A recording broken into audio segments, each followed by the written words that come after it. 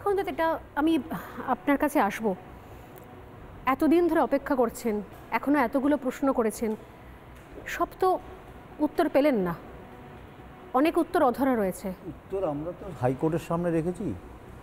একটা কথা প্রথম থেকে বলতে শুরু করি, প্রথম যেদিন আমরা কোর্টে গেছিলাম আমরা কিন্তু সিবিআই চাইনি, আমরা চেয়েছিলাম কোর্টের সুপারভিশনে একটা স্বাধীন তদন্তকারী সংস্থা এবং ম্যাজিস্ট্রেট পর্যায়ের তদন্ত। কোর্ট সেখানে দেখলো সিবিআইকে ভালো মনে করে সিবিআইকে দিয়েছিল, সেই জন্য আমরা কোর্টের সামনেই আবার কোশ্চেন রেখেছি যে সিবিআই এই কাজগুলো করেনি, তার একটা জবাব আপনাকে দিতে হবে, কোর্টকে আমরা বললাম। এখানে সমস্যাটা তৈরি হলো কি, যেহেতু সুপ্রিম কোর্ট ব্যাপারটাকে সুমোটো নিয়েছিল, এই জন্য হাইকোর্ট বললো যে সুপ্রিম কোর্ট থেকে ক্লারিফিকেশন না আনলে আমি এই মামলা শুনতে পারবো না। সেই জন্য আমরা সুপ্রিম কোর্টে আপিল করেছি, সোমবারে হয়তো শুনানি হবে। সোমবারে শুনানি হলে সুপ্রিম কোর্ট যদি আবার রিটার্ন হাইকোর্টে কেসটা পাঠিয়ে দেয়, রেপ অ্যান্ড মার্ডারটা আমরা বলেছি হাইকোর্টে পাঠাবে, এবং আরজিকর যে মামলাটা সেটা সুপ্রিম কোর্টে রাখবে, কী করবেন সেটা উনি বুঝবেন, প্রধান বিচারপতি চিন্তাভাবনা করবেন। সেটা যদি আমরা আনতে পারি, হাইকোর্ট থেকে আমরা এই প্রশ্নগুলো অ্যান্সারগুলো চেয়েছি, এবং সুপ্রিম কোর্টে বলেছি যদি আপনি নিজেই রাখেন তাহলে এই প্রশ্নগুলোর উত্তর যত তাড়াতাড়ি সম্ভব আমাদের দিতে হবে, এবং আমরা পরবর্তীকালে সেই স্ট্যাটাস রিপোর্টগুলো কোর্টের কাছে ডিমান্ড করব যে এই স্ট্যাটাস রিপোর্টগুলো আমাদের দিতে হবে। এবার কোর্ট দেবে কি দেবে না সেটা কোর্ট সিদ্ধান্ত নেবে। আপনারা জানেন নিশ্চয়ই যে আজকে যখন এই দোষী সাব্যস্ত করা হয়েছে, আমাদের রিপোর্টাররা যারা বাইরে ছিলেন, আদালত চত্বরের বাইরে, সেখানে অজস্র মানুষ তারা অপেক্ষা করছেন, কারণ আসলে আমরা সবাই তো অভয়ের পক্ষে ওর জন্য বিচার চেয়েছিলাম, সবাই, মানে গোটা রাজ্যের মানুষ, দেশের বিভিন্ন প্রান্তে মানুষ, বিভিন্ন জায়গায়, এমনকি বিদেশ থেকেও অনেকেই আজকে সরাসরি প্রশ্ন করছেন। তারা বলছেন যে আমাদের মনে হয় না যে শুধুমাত্র একা সঞ্জয় দোষী, কিন্তু তার সঙ্গে আর কারা, সেই প্রশ্ন কি কখনো? এই ব্যাপারে একটা কথা বলি, সবার আগে আর বাংলা চ্যানেলকে ধন্যবাদ জানাবো, কারণ প্রথম দিন থেকে তারা যেভাবে আমার মেয়ের এই ঘটনার সঙ্গে তারাও জড়িয়ে গেছে এবং বিভিন্নভাবে প্রচার করে আমাদের এটাকে জাগিয়ে রেখেছে সবার মনের মধ্যে, সেই জন্য তাদের একবার ধন্যবাদ জানাতে বাধ্য আমি। এবং এই যে কোশ্চেন আরও আছে তার একটা প্রমাণ হচ্ছে ডিএনএ রিপোর্ট। সিবিআই যে ডিএনএ রিপোর্ট পেয়েছে, সেই ডিএনএ রিপোর্টে রীতিমতন যে বিশেষজ্ঞ যিনি আমাদের সোদপুরেই থাকেন, একজন আমাদের বাড়িতে এসেছিলেন এবং তিনি ক্লারিফিকেশন করে দেখিয়ে দিয়েছেন যে সেখানে অন্যের উপস্থিতি পরিষ্কার বোঝা যাচ্ছে, কিন্তু সিবিআই সেটাকে আড়াল করে, কেন আড়াল করছে সেটা সিবিআই ছাড়া আমরা তো বলতে পারবো না। সেই কোশ্চেনগুলো কিন্তু আমরা হাইকোর্টের কাছে রেখেছি এবং হাইকোর্টের কাছে জবাবগুলো চেয়েছি। সিবিআইকে এর জবাব হাইকোর্টকে দিতেই হবে। আপনারা সেই দাবিটাই করছেন এখন? হ্যাঁ, সেটাই আমরা এখন দাবি করছি।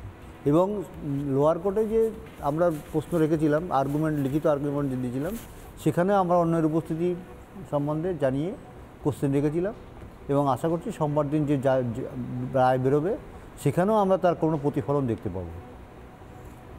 আমি আপনার কাছে আসি, আমি আজকে সকালে শুনছিলাম আমাদের রিপোর্টার যখন গিয়েছিল, আপনি বলছিলেন যে আফসোস একটা রয়ে গেল যে হয়তো তদন্তের মতো করে আরও চলবে, অনেকগুলো প্রশ্ন রয়েছে, আমরা সবাই অপেক্ষা করছি, শেষ না দেখা পর্যন্ত ছাড়বো না।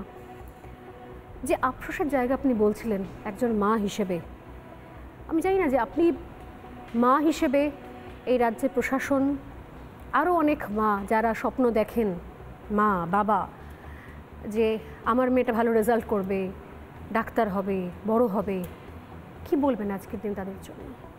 আজকে ও ডাক্তার হবে যেটা আমি স্বপ্ন দেখেছিলাম তার থেকে ও দেখেছিল বেশি, কারণ আমার মেয়েটা ছোট্ট এইটুকু থাকতে থেকেই মানে কথা বলতে শিখেছে, ডাক্তার কি ও বোঝে না, তখন থেকেই ওর মনে মা আমি ডাক্তার হব। এমনকি তখন একটা পেপার পড়তেও পারে না, একটা পেপার দেখিয়ে মা এখানে কি লেখা আছে, আমি এখানে যারা মেডিকেল পড়ে তারা এই কোচিংয়ে পড়ে তাহলে তারা মেডিকেল পড়তে পারে, আমিও এই কোচিংয়েই পড়বো, পাথফাইন্ডারে পড়বো এবং আমিও ডাক্তার হব। তখন ও কিন্তু কিছুই জানতো না, নিজের মন থেকেই।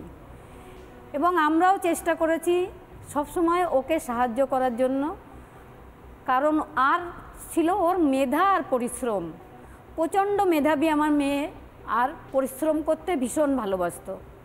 কোভিডের সময় থেকে ও 2016 সালে ওর পাস হয়ে গেছে 2017 সালেই পাস। 2017 সালে ইন্টার্নশিপ কমপ্লিট করেছে। কোভিড পিরিয়ডে ওই আমাদের ওখানকার একটা এই স্বাস্থ্যকেন্দ্র, ওখানে ও চাকরি করতো, ওকে বাড়ি থেকে নিয়ে যেত এবং দিয়ে যেত। ওকে নিয়ে 3-4 দিন আটকে রাখতো। ও এত ভালো ট্রিটমেন্ট করতো, ওকে গেলে ছাড়তেই চাইতো না। যেখানে মানে কেউ ঘর থেকে বেরোতে পারবে না, সেখানে ও 3-4 দিন হসপিটালে গিয়ে আটকে থাকতো।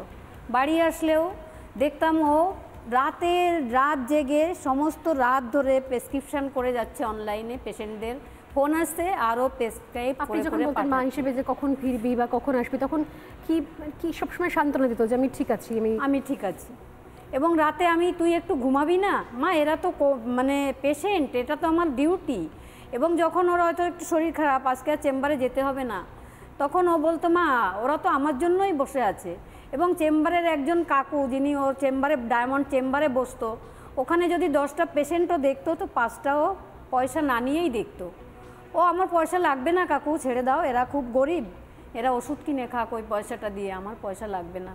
এবং ও চলে যাওয়ার পরেও কাকু নিজে সংবাদ মাধ্যমে এই কথাগুলো বলেছেন। এবং আমাকে সবসময় ও বলতো মা আমার নামের পাশে যেন অনেক ডিগ্রি থাকুক, আমার টাকা পয়সা চাই না। সেই মানুষটা যে এইভাবে আমরা হারিয়ে ফেলবো আমি কোনো দিন ভাবিও নি।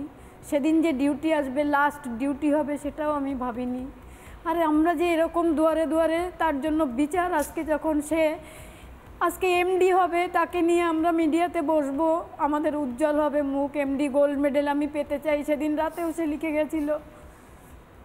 এগুলো তার সব স্বপ্ন অধরাই রয়ে গেল। এটা কোথায় লিখেছিল? ডায়েরিতে লিখেছিল। পুলিশ এনে ওগুলো ছিঁড়ে ফেলেছিল। ডায়েরিটা সিবিআই এর কাছে আছে। পুলিশ এনে আমাকে দেখাচ্ছিল, দেখুন ওগুলো আপনার মেয়ের হাতের লেখা কিনা। আমি তখন দেখলাম ওখানে কি লেখা ছিল, পরের দিন কি কি কাজ করবে ও, কোথায় কোথায় ডিউটি ওর, কোন চেম্বারে বসবে, এবং আমার এমডিতে গোল্ড মেডেল পেতেই হবে, বাবা মাকে ভালো রাখতে হবে, বিয়ে ভালোভাবে করতে হবে, স্কিন কেয়ার করতে হবে, এগুলো সব লেখা ছিল ওই পেজটার মধ্যে। তার সব স্বপ্নই অধরা। সে শুধু বাবা মাকে দিয়েই গেছে, নিয়ে যায়নি কিছুই। আপনি বলছিলেন যে ডিগ্রির জন্য এত লড়াই, সেই ডিগ্রিটাই কি, সেই নামটাই মুছে গেছে। কিন্তু আমি চাইবো ভগবান ঈশ্বর আমাকে একটা মানে ডায়মন্ড দিয়েছিলেন, সেটা আমি ধরে রাখতে পারলাম না এই সমাজের জন্য। এই সমাজ আমাকে চোখে আঙুল দিয়ে দেখিয়ে দিয়েছে যে ভালো মেধা থাকলেই শুধু হবে না, বাবা মাকেও প্রভাবশালী হতে হবে যদি স্বপ্ন পূরণ করতে হয়। আমার এটা মনে হয় কেন মেয়েকে আমি আরজি করে ভর্তি করলাম, না হলে হয়তো আমি মেয়েটাকে হারিয়ে ফেলতাম না।